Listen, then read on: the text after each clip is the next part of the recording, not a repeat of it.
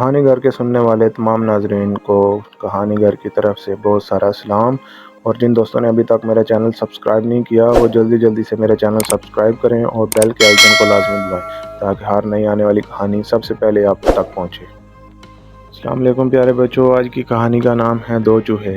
تو چلتے ہیں کہانی کی طرف۔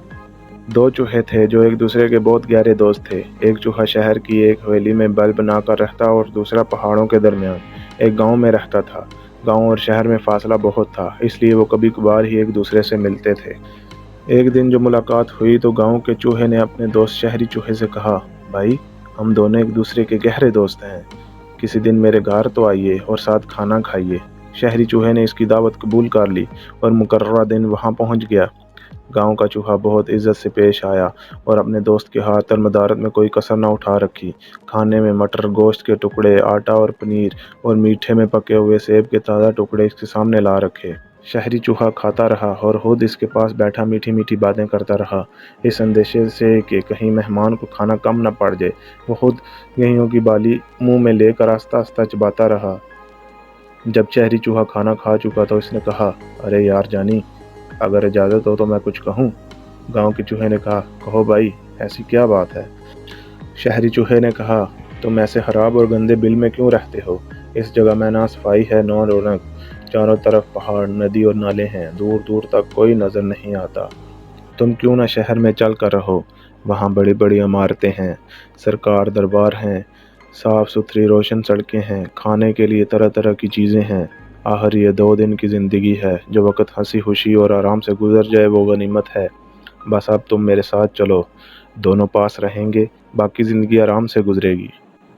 گاؤں کے چوہے کو اپنے دوست کی باتیں اچھی لگیں اور وہ شہر چلنے پر راضی ہو گیا۔ شام کے وقت چل کر دونوں دوست آدھی رات کے قریب شہر کی اس حویلی میں جا پہنچے جہاں شہری چوہے کا بل تھا۔ حویلی میں ایک ہی دن پہلے بڑی دعوت ہوئی تھی جس میں بڑے بڑے افسر، تاجر، زمیندار، وڈیرے اور وزیر شریک ہوئے تھے۔ وہاں پہنچے تو دیکھا کہ حویلی کے نوکروں نے اچھے اچھے کھانے کھڑکیوں کے پیچھے چھپا رکھے ہیں۔ شہری چوہے نے اپنے دوست گاؤں کے چوہے کو ریشمی پرانی قالین پر بٹھایا اور کھڑکیوں کے پیچھے چھپے ہوئے کھانوں میں سے طرح طرح کے کھانے اس کے سامنے لا کر رکھے۔ مہمان چوہا کھاتا جاتا اور خوش ہو کر کہتا، واہ یار، کیا مزیدار کھانے ہیں، ایسے کھانے تو میں نے خواب میں بھی نہیں دیکھے۔ ابھی وہ دونوں قالین پر بیٹھے کھانے کے مزے لوٹ ہی رہے تھے کہ یکا یک کسی نے دروازہ کھولا۔ دروازے کے کھلنے کی آواز پر دونوں دوست گھبرا گئے اور جان بچانے کے لیے ادھر ادھر بھاگنے لگے۔ اتنے میں 2 کتے بھی زور زور سے بھونکنے لگے۔ یہ آواز سن کر گاؤں کا چوہا ایسا گھبرایا کہ اس کے ہوش و حواس اڑ گئے۔ ابھی وہ دونوں ایک کونے میں دبکے ہوئے تھے کہ بلیوں کے گھرانے کی آواز سنائی دی۔ گاؤں کے چوہے نے گھبرا کر اپنے دوست شہری چوہے سے کہا، اے بھائی، اگر شہر میں ایسا مزہ اور یہ زندگی ہے تو یہ تم کو مبارک ہو، میں تو باز آیا۔ ایسی خوشی سے تو میں اپنا گاؤں، اپنا گندا بل اور مٹر کے دانے ہی خوب ہیں۔ شکریہ۔